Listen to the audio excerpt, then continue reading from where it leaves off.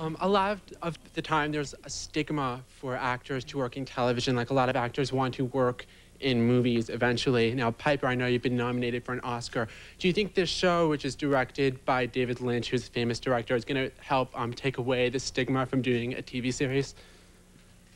I think so. I thought of it as a very special project from the very start. I thought it would be very interesting to work with David Lynch, and it certainly has been. It was like a 9-hour movie that's split up and put on television. It wasn't like your basic, I mean, even the look of the show isn't like a basic flat white light, you know, everything's got, it's all painted. It's like kind of like art. If, you know, if cinema is an art, then I think Twin Peaks is in that genre as well. I do too. Are you there, caller? Hi. Hi. I think the show is fantastic. I think the cast is very, very good. My question is that a lot of critics are saying that the audience is being fed way too much information too quickly, and it's hard to, you know, keep track of all the characters and what's happening. What do you feel about that? Well, you know, I've talked to a lot of friends who watch the show all over the country, and they don't really care anymore. They're so fascinated just by the quality of the show and the sort of mystique. And also, it's, I don't know what a sociologist would say, but it seems that people like watching it together and talking about it the next day.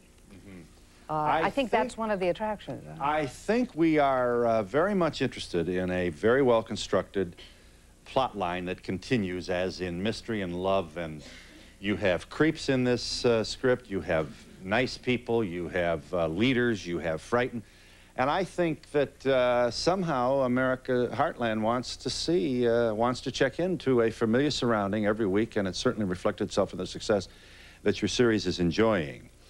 In a moment, we'll find out, maybe we'll be told whether or not this is going to be picked up as we continue our own efforts here. As you know, this is part of our job to find out who killed Laura Palmer. As Twin Peaks makes its way onto the front page, the split page, and the back page of just about every newspaper in America, as more and more people are talking about not only your plot line, but the wonderful performances you render as well. And we'll be back in just a moment. Hi, this is Lucy from Twin Peaks. You're watching Donahue. We'll be right back. Don't forget the door.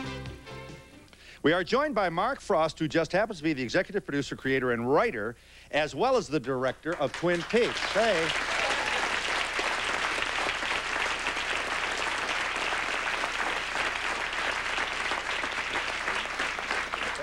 Well, are we picked up or what? Tell us, Mark. Well, I just got a phone call. We've been picked up for the fall. Well, that's good news.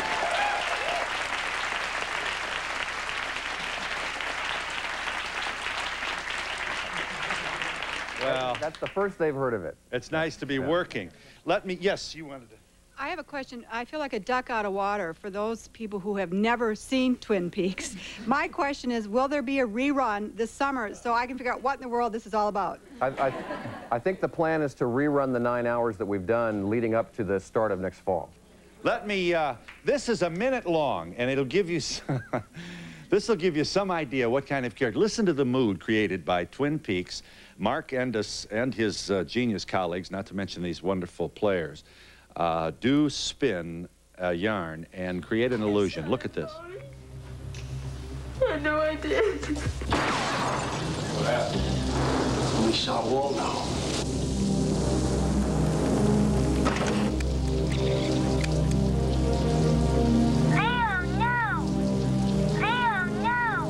This was hidden in her desk. Then we can proceed. Is it set for tonight? Yes. What policy is this? Your new life insurance. Are you suggesting that there's something irregular at work here? Rejected. That's what he said. Nadine, don't you give up. Sign here. Welcome to One-Eyed Jack's, Hester. Gentlemen, place your bets. Jock, is it? That's me. Say goodbye, James. What's up, Doc? I want to see you.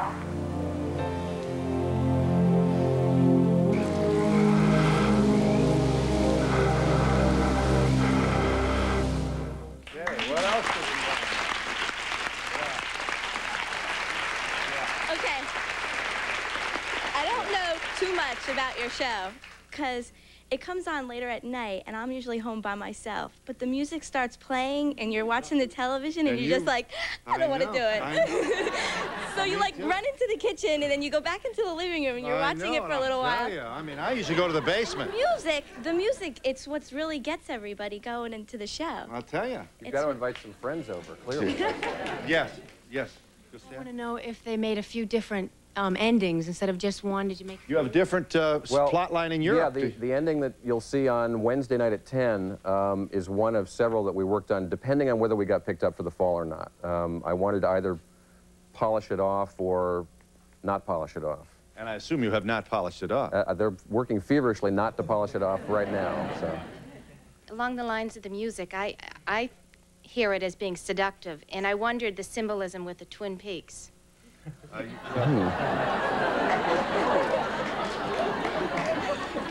don't want to touch that one. Yeah. Well, I mean, we drew a map when we started designing the town, and there were these two mountains. And we said, what are we going to call this town? So I think one of us said two mountains, and no, that won't work. Twin Peaks. And that's what we stuck with. Are you there, caller? Hi. Hi. First of all, I feel sorry for the people that haven't watched the best show on television. But my question is, I can tell the difference when David Lynch has directed an episode. I mean, no, I don't have to read it. I can see it. And I wonder, first of all, if the actors feel the difference. I'm sorry, Mark, but I wonder if the actors can feel the difference, as well as I wonder how much he will be directing since it is now picked up in the fall. Will he stay with his... Oh, yeah. I mean, David directed 3 of the 9 hours, and he's definitely going to be back for his schedule, depending, but he'll be back for as much as he can be next year. And in response to the other question that she asked, how we felt about the other directors, I mean, I think all the directors brought something of themselves into it, and also, you know, David and Mark have an oversee over the whole thing, so it's still their effect on how the show is going to come out. Yeah. I'm sorry. I haven't watched Twin Peaks because the first 2 weeks I wasn't home, so I didn't want to get into it. Well, that's not an excuse. Wait. Just sit down. 1 second, 1 second. I don't know who is responsible, but whoever I have spoken to has says the greatest casting is the FBI agent. The way he plays the part is just, you know, I'm not commenting on anyone else's acting ability. Great. Yeah, Kyle MacLachlan has a long history with David. He appeared in Dune. He was discovered by David in Seattle, oddly enough.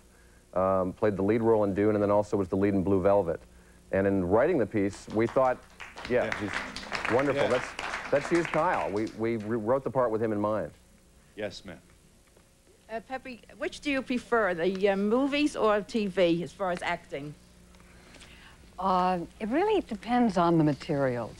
I like them both. I like the theater. Yes. I had an 7-hour film festival yesterday of Twin Peaks, watching every episode in a row. And yeah. You made it here today. I made it here today. I stayed up all night. And the question is, during the dream sequence, do they tell who the murderer is? Is it relayed inside that? The character that Cheryl plays in the dream whispers who the murderer is to Kyle, but unfortunately the microphone wasn't close enough. Is there a clue? Is there a clue? Yes. Yeah, quite a number of them. Uh-huh. It's Leo Johnson, isn't it? Isn't it? Is that who I'm thinking of? Yes, Eric's character. You want me to answer that? Well, you probably don't want to, do you? Definitely not. No. Are you there, caller? Hi. Hi, yeah. My name's Mark from Hofstra University, and the people at Hofstra have our own theory of who killed Laura. Yeah, what is it?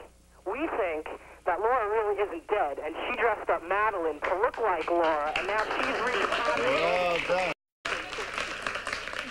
You agree? Yes.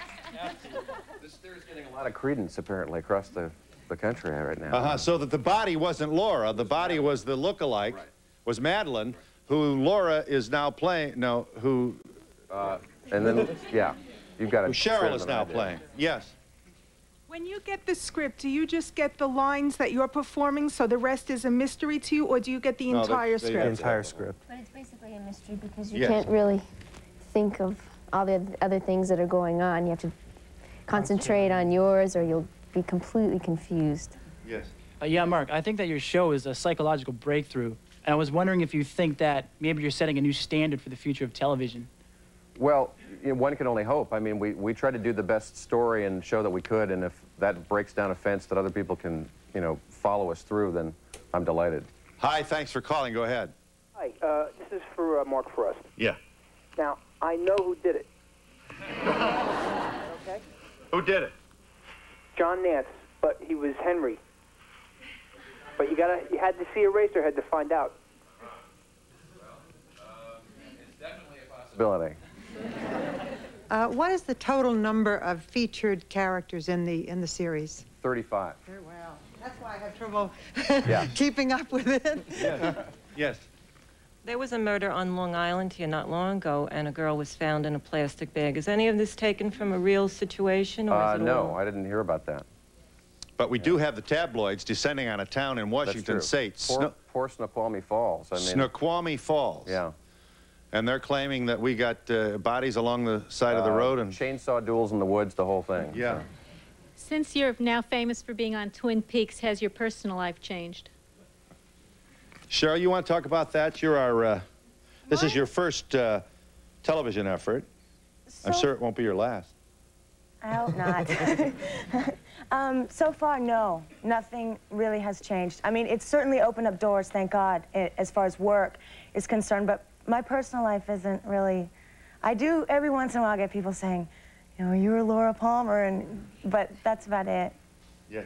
Hi, Phil. I love the show. I love the music, the direction, and everything. But just tell me, yes or no, did Laura's father kill Laura? Because that's my theory. Definitely maybe. Yes. The show sort of came out of nowhere and was an almost immediate hit. And I'm just wondering, most shows end with a cliffhanger. Do you think maybe some of the success of this show is attributable to the fact that it began with a cliffhanger?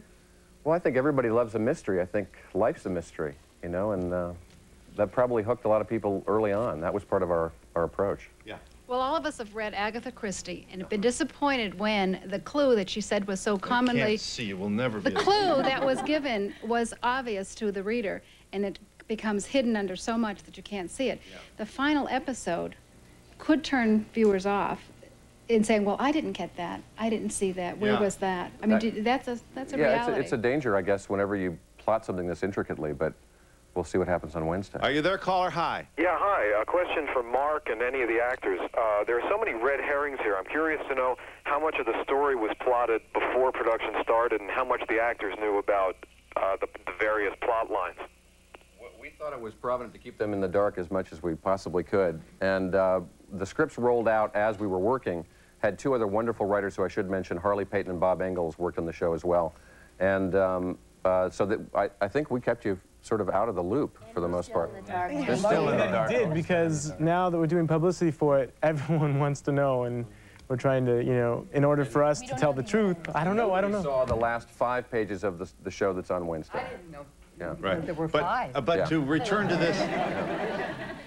this, woman's question, you cannot tease an audience forever. No, I assume you agree. I agree, and I think with the pickup now for the fall, you won't be disappointed for long if you are disappointed at all.